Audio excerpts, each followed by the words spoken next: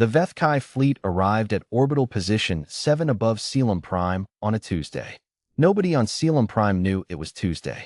Tuesday was a human concept, a small, arbitrary label that one unremarkable species on one unremarkable world had assigned to the third rotation of their 7-division weekly cycle. It had no cosmic significance.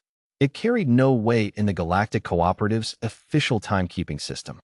But the survivors would remember it as Tuesday anyway, because the human attaché stationed on Selim Prime, a young woman named Alara Voss, junior diplomatic liaison, 26 years old, currently standing at the window of the cooperative embassy with a cup of cold coffee in her hand, said, very quietly, "They came on a Tuesday, and somehow it stuck." Alara said it the way humans said things when they were trying to make something survivable by making it small. The Vethkai fleet was not small. 47 ships. Ambassador Darian Cole read the number 3 times, standing at the head of the emergency operations table in the embassy's lower level, surrounded by 12 representatives of 12 different species, all of whom were looking at him with the specific expression that meant you are the senior human present, and we have collectively decided this is your problem. Darian was 31 years old. He had a degree in xenopolitical negotiation and a secondary qualification in conflict mediation. He had negotiated trade disputes, border disagreements, and once, memorably, a 3-way cultural misunderstanding involving a Vresi funeral rite, a Kareth mating display, and a human tourist who had thought both were street performances. He had not trained for 47 Vethkai warships in low orbit. Nobody had trained for 47 Vethkai warships in low orbit. The Vethkai had not engaged in direct military action in 60 years. Their last offensive had ended 3 solar systems and a mid-tier cooperative member species before a negotiated settlement, a settlement that had cost so much that the cooperative had quietly decided, afterward, that the Vethkai question was best handled by not asking it. Now the question was being asked again, from orbit, with 47 ships.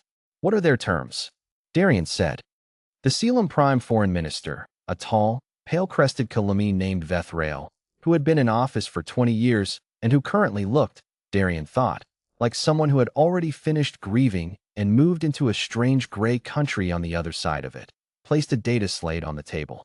Unconditional surrender of all Selim Prime orbital infrastructure. Withdrawal of cooperative diplomatic presence.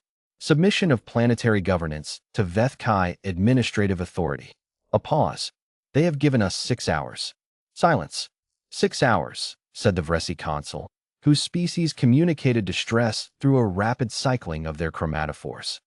Currently, they were cycling very fast. To respond to. To surrender, Vethrael said flatly. Yes. More silence. Darian looked at the data slate. He looked at the fleet schematic on the central display. 47 red markers, arranged in a configuration that every military analysis system in the building had already identified as an orbital bombardment formation. What's our defensive capacity? He asked. Selim Prime maintains a planetary shield system and 14 orbital defense platforms, said the cooperative military liaison, a Kareth officer named Brenvac, in the tone of someone delivering a diagnosis. Against a Vethkai standard fleet engagement, projected shield integrity holds for approximately 40 minutes. The orbital platforms would be neutralized in the opening strike. Cooperative reinforcement response time? Nearest fleet is at Juno Station. Brenvac paused. 11 days. The silence that followed was the kind that had weight to it. The kind that settles into a room and makes itself at home. 11 days. 40 minutes of shields. 47 ships. Vethrael looked at Darian. Darian looked at the fleet schematic. Around the table, 12 representatives of 12 species were very still, in the particular way that people become still when they have done the arithmetic and found it does not balance. Ambassador Cole, Vethrael said, we appreciate the cooperative's presence here. We have valued your people's counsel. He straightened. The crest along his skull rose. A Kailumi gesture of formal dignity, the kind deployed when everything else had run out. But I think we must begin to accept. Give me an hour, Darian said. Vethrael stopped. I need to make a call, Darian said. He was already moving toward the communications suite. Give me 1 hour before you send any response. Ambassador. 1 hour, Darian said, and closed the door. Alara was in the corridor outside the comm suite when he emerged, 53 minutes later. She had her arms folded, and she was watching his face with the careful attention of someone reading weather. "Well," she said. Darian looked at her. He looked at the ceiling. He let out a slow breath. "You remember," he said, "when I said that Earth's military posture was fundamentally defensive? That we don't project force? That the whole framework of human interstellar engagement is built on diplomatic resolution? I remember you saying that in your confirmation briefing." "Yes. I was describing peacetime doctrine," Darian said. Alara went very still. "Darian," she said slowly, "what did you do?" "I called home," he said, "and I told them what we were looking at." He paused. "And they told me something I didn't know." "Which is that Earth, specifically Earth's Strategic Rapid Response Command, which apparently exists and apparently has jurisdiction in exactly this kind of scenario, has had a standing contingency protocol for Vethkai military action for the past 9 years. Alara stared at him. 9 years, she said. Since the last time the Vethkai rattled their fleet near a cooperative border, and everyone in the diplomatic corps quietly noted that the cooperative's response time was, quote, concerningly inadequate. Darian straightened his jacket. Earth noticed. Earth wrote a memo. Earth, being Earth, also apparently built a response capability and then didn't tell anyone because they thought it would be diplomatically awkward. A pause. How long? Alara said. They're already in transit, Darian said. They were in transit before I called. The protocol triggers on confirmed Vethkai fleet formation above a cooperative member world. He paused again. Alara. They were watching. They've been watching.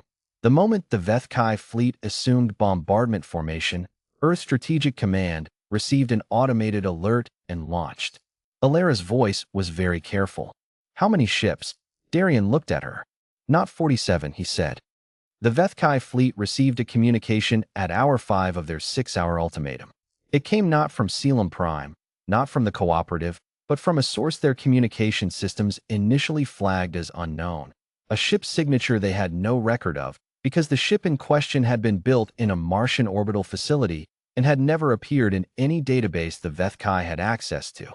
The message was delivered in perfect Vethkai standard, without translation lag, by a voice that carried the particular flat calm of someone who had prepared this statement very carefully and was now reading it at exactly the speed they had practiced.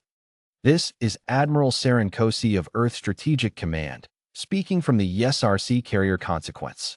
You have positioned your fleet above a cooperative member world in bombardment formation and issued a surrender ultimatum with a 6-hour deadline. I am informing you that your deadline has changed. You now have 30 minutes to withdraw to a distance of no less than 400,000 kilometers, stand down your weapons systems, and open a diplomatic channel. After 30 minutes, we will begin active response. This message is being transmitted simultaneously to every cooperative diplomatic station within range. We have nothing further to add. The Vethkai fleet commander, a veteran of the last engagement 60 years prior, reviewed the message twice. He then requested a sensor sweep of the surrounding space. The sweep came back. He reviewed it once more.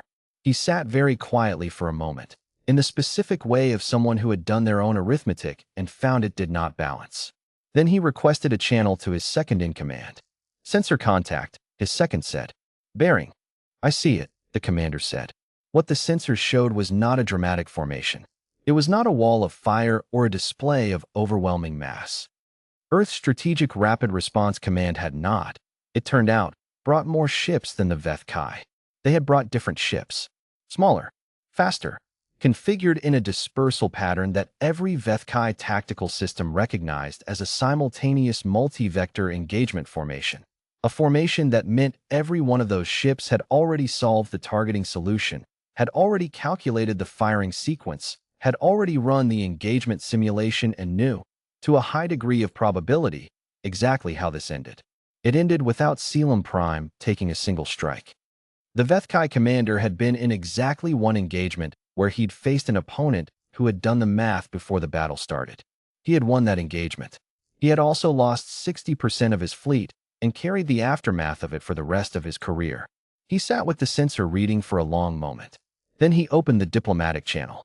In the embassy operations room, the alert came through at hour 5, minute 48. Vethkai fleet is altering formation. Weapons systems standing down. Diplomatic channel request received from Vethkai Fleet Command. The room was very quiet. Vethrael looked at the display. He looked at the red markers, now beginning to shift, slowly, away from bombardment formation. He looked at the new contacts on the sensor display, small, quiet, patient, sitting in positions that said everything without saying anything. He turned to Darian, who was standing at the back of the room with his arms folded and an expression that was carefully, professionally neutral. Ambassador, Vethrael said. His crest rose and fell. We had accepted. I know, Darian said. We had begun to. I know. A long pause. Your people, Vethrael said slowly, built a rapid response capability for exactly this scenario. They watched. They waited. They said nothing for 9 years, until the moment it was needed. That's correct. Why? Vethrael said. Not accusatory.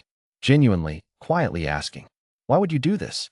Why would you prepare this quietly, hold it this carefully, deploy it at exactly this moment, for a people that is not yours? Darian thought about it. He thought about the memo, 9 years ago, that some analyst at Earth Strategic Command had written after watching cooperative response time projections come back inadequate for the 3rd year running. He thought about the quiet, unglamorous work of building a capability nobody announced, maintaining a protocol nobody publicized, watching a situation that most of the cooperative had decided to handle by not looking directly at it. He thought about the specific human tendency, the one that baffled and occasionally terrified every other species that encountered it, to look at a problem, decide it was unacceptable, and then spend years quietly, patiently preparing for the moment it became acute. Not loudly, not for credit, just prepared. Because we looked at the math, Darian said, and we didn't like how it came out. He straightened his jacket. Now, he said, let's go take that channel.